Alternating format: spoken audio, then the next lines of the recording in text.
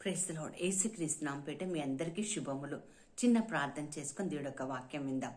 పరిశుద్ధుడైన దేవ, ప్రియ పరలోకపు తండ్రి, మీ బంగారు పాదములకు స్తోత్రం నాయనా. గడిచిన కాలమంతా నీ కృపలో భద్రపరుచుకొని ఈ దినమునైనా నీ వాక్యం వినడానికి నీవు మాకు ఇచ్చిన ఈ సమయాన్ని బట్టి నీకు వందనాలు. నువ్వు మాట్లాడుతుండగా వినగలిగిన చెవులు, గ్రహించగలిగిన హృదయం, స్పందించగలిగిన జీవితం మాకు దయచేయమని యేసు అతి పరిశుద్ధమైన నామపేట అడిగి వేడుకొంచున్నాను తండ్రి. Amen, amen, amen. పిల్లరా, ఈరోజు పరిశుద్ధాత్మ దేవుడు నా హృదయంలో పెట్టిన మాట ఏంటంటే, మన దేవుడు వెలుగై ఉన్నాడు. మొదటి యోహాను 1:7 ఏ విధంగా రాయబడింది. మనం వెలుగు సంబంధమై ఉన్నాం కాబట్టి, మన దేవుడు వెలుగై ఉన్నాడు కాబట్టి వెలుగుకి తగ్గినట్టుగా మనం జీవించాలి. వెలుగు ఏంటి, చీకటి ఏంటి, అసలు చీకటిలో మనం ఉన్నామా అన్న సత్యాన్ని మనం ఈరోజు తెలుసుకోవడానికి ప్రయత్నం చేద్దాం. మరి యోనా గ్రంథంలో ఒక చక్కటి మాట రాయబడి ఉంటుంది. యోనా గ్రంథం 2వ అధ్యాయంలో యోనా ఒక ప్రార్థన చేస్తూ ఉన్నాడు. చూడండి, యోనా గ్రంథం 2వ అధ్యాయం 6వ వచనం మీకోసం చదివి వినిపిస్తాను. చక్కటి మాట ఇక్కడ రాయబడింది. యోనా గ్రంథం 2వ అధ్యాయం 6వ వచనంలో, నేను మరెన్నటికి ఎక్కి రాకుండా భూమి గడియలు వేయబడి ఉన్నవి, పర్వతముల పునాదులోనికి నేను దిగి ఉన్నాను.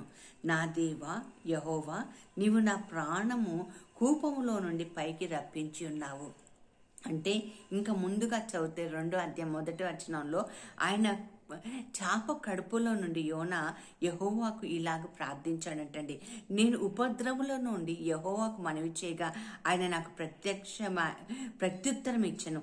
పాతాళ గర్భములో నుండి నేను కేకలు వేయగా నా ప్రార్థన అంగీకరించి ఉన్నాడు.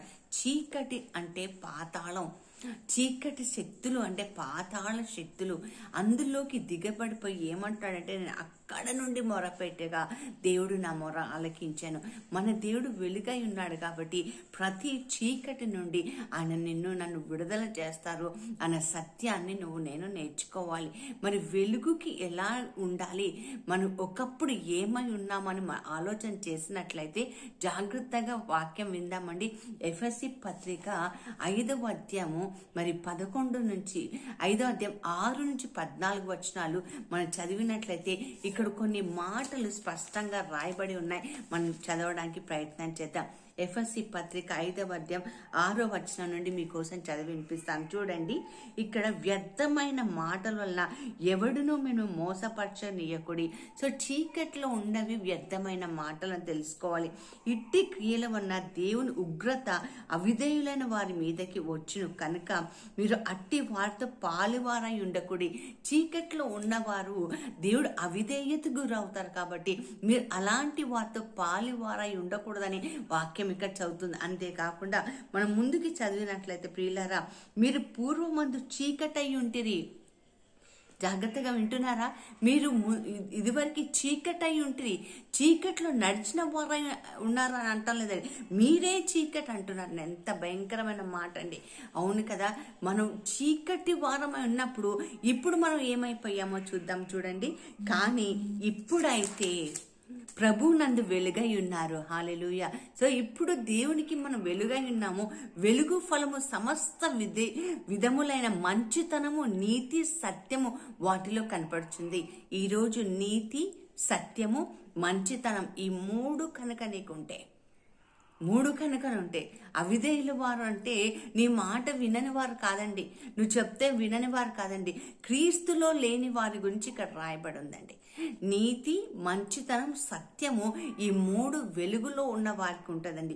అందుకే ముందుకు చదివినట్లయితే, నిద్రితుడా మేలుకొని దేవుని వెలుగు నీ మీద ప్రకాశించుచున్నది కనుక వెలుగు సంబంధులై మీరు ఉండండి అని ప్రత్యేకంగా దేవుడు ఈరోజు నీతోనూ నాతోనూ మాట్లాడుతున్నారు.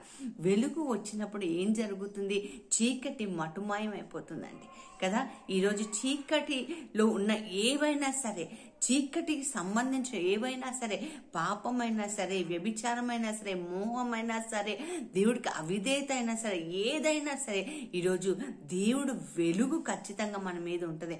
అందుకనే బైబిల్లో ఒక చక్కటి మాట ఉంటుంది, ఒక విశ్వాసికి అవిశ్వాసితో పని లేదండి, ఒక అవిధేయుడికి విధేయుడితో పని లేదండి.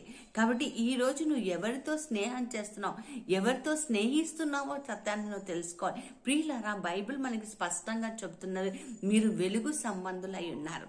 సో చీకటితో నీకు పని లేదు.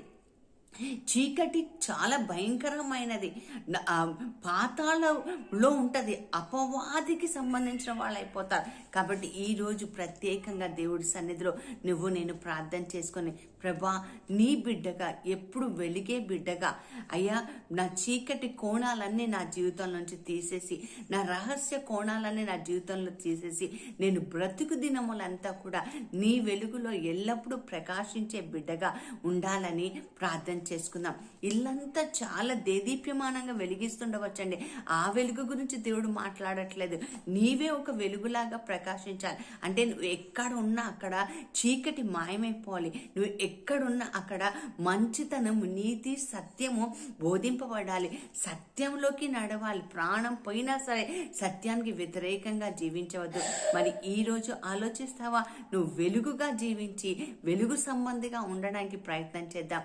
అలాంటి కృప దేవుడు నీకు నాకు దయచేయనుగాక. ప్రార్థన చేసుకుందామండి. పరిశుద్ధుడైన దేవ, ప్రియ పరలోకపు తండ్రి, మీ బంగారు పాదములకు స్తోత్రం నాయన. గడిచిన కాలమంతా నీ కృపలో భద్రపరుచుకొని అయ్యా మా చీకటిని వెలుగుగా మార్చిన దేవానికి వందనాలు. వెలుగు వచ్చినప్పుడు తండ్రి అయ్యా ప్రభా, చీకటి అంతా మాయమవుతున్నట్టుగా ప్రభా మా జీవితంలో ప్రభా నీకు సంబంధించనివి చీకటి కోణాలన్నీ తీసివేసి ప్రభా నీ వెలుగులో ఎల్లప్పుడూ జీవించే కృపను దయచేయమని యేసు క్రీస్తు అతి పరిశుద్ధమైన నామపేట అడిగి వేడుకొంచున్నాము తండ్రి. Amen, amen, amen. God bless you all.